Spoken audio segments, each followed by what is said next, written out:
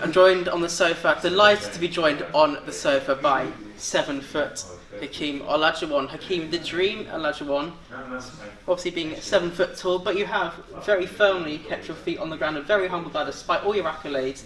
You know, 2-time NBA winner, 2-time NBA Finals MVP. You won the NBA MVP once as well, Olympic gold medalist. How do you remain so humble? Surely it must be so easy just to kind of to let all of your accolades do the talking, but you seem to have very much kept the spirit of what got you there in the first place. That is a very big compliment from you, you know. Well, it speaks for itself, doesn't it, really? Well, thank you so much. I guess my background, my upbringing, my parents, really just not looking backward to what you have accomplished. Is looking forward to how much impact you can make on other people's life. You know, just to share that experience and to see the kids achieve their dreams. You know, so they've just been a good example. You know, I think it's part of our responsibility.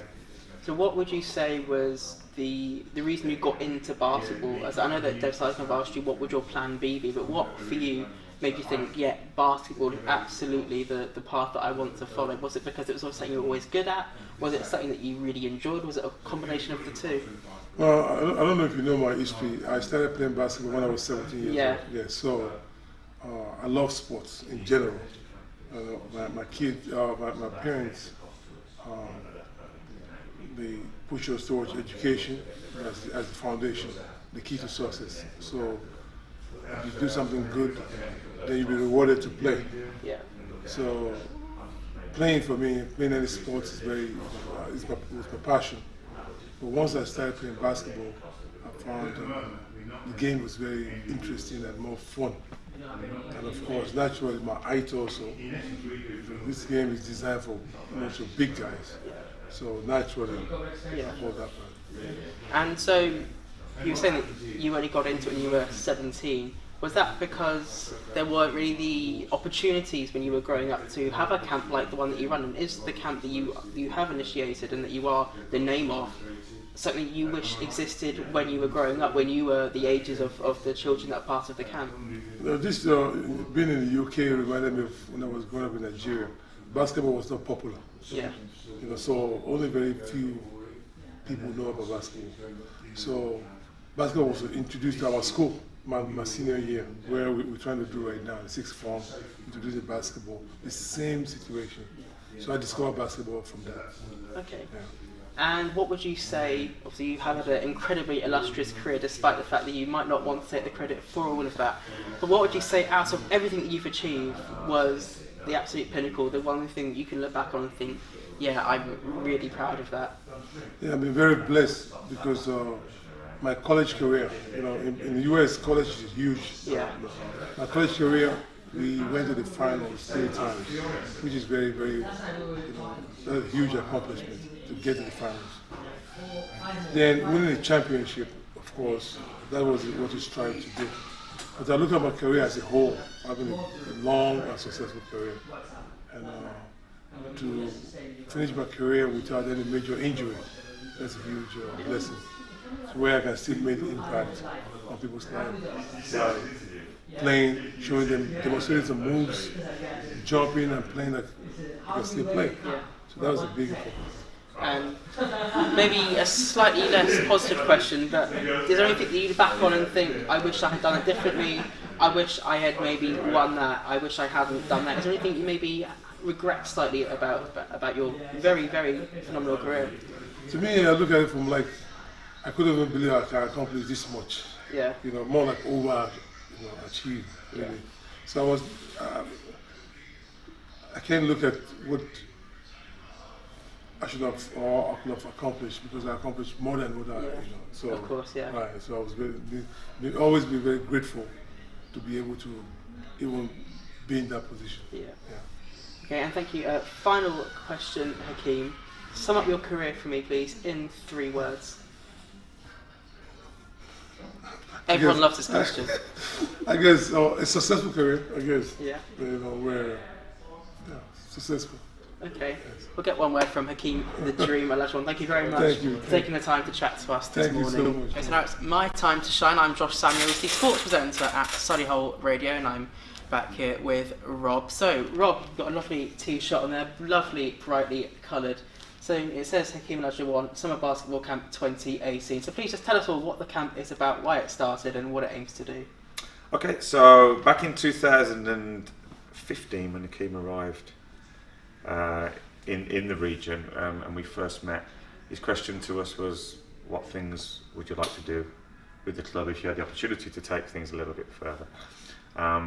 One area that's been missing from the city for a long time was a residential basketball camp.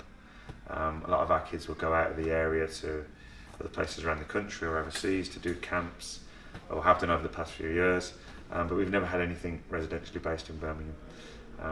So from that perspective, to raise the profile of the club, give our kids, as well as kids from further afield, the opportunity to have a camp experience, we decided we wanted to put one on locally, really, and that's how the camp situation arose. Obviously, putting Hakeem's name to a camp raises the profile for us, but this is the third year now. We've had, year on year, we've learnt each year. We've had over 100 campers each of the 3 years, more staff each year, so staff are lining up and queuing up to join us now because they want to take part and I guess have that week's experience with us and learn.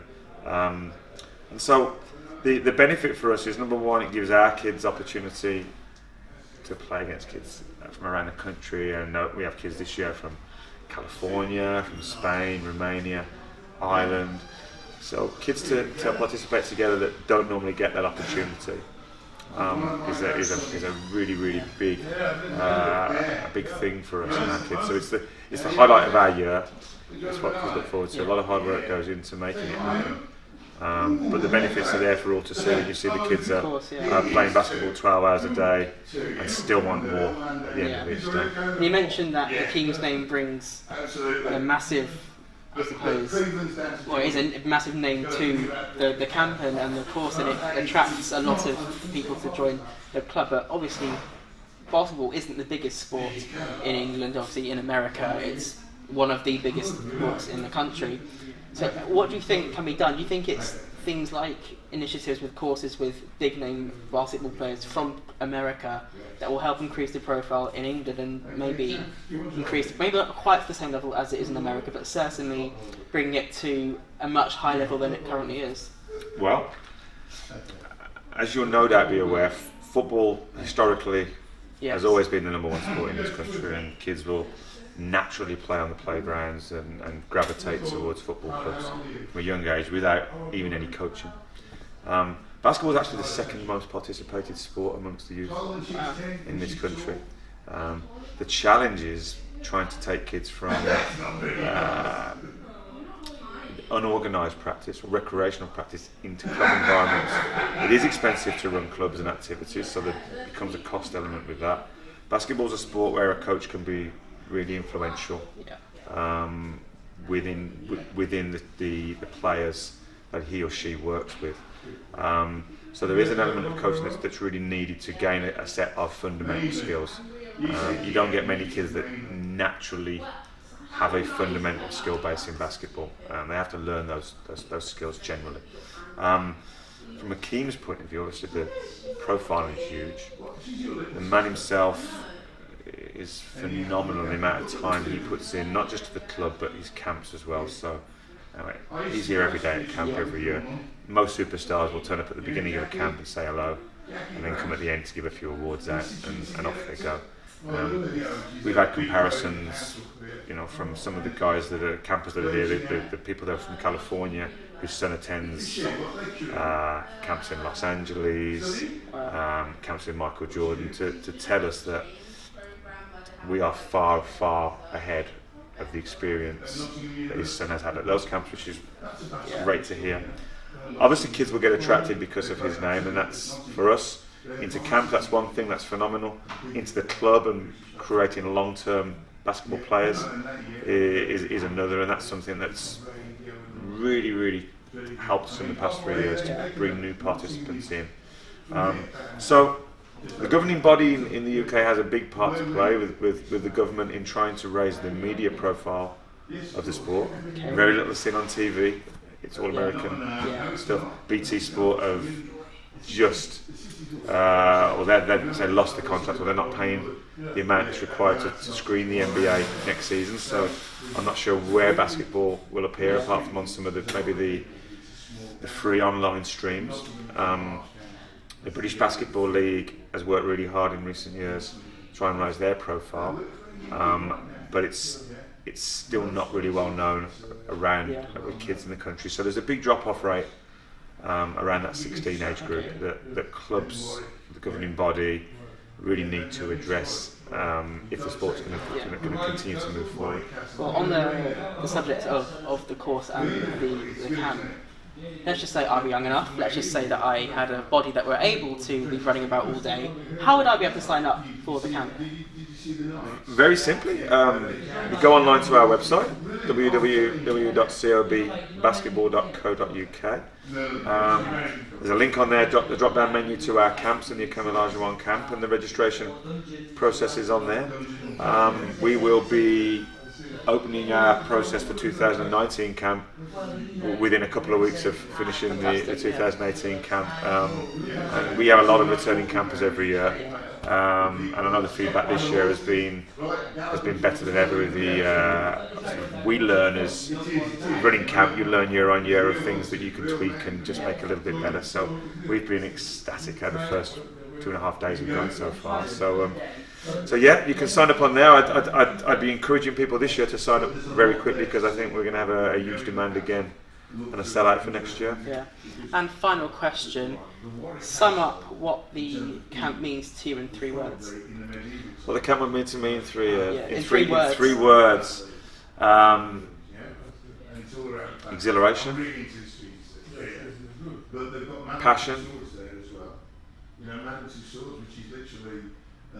enjoyment. Rob, thanks very much.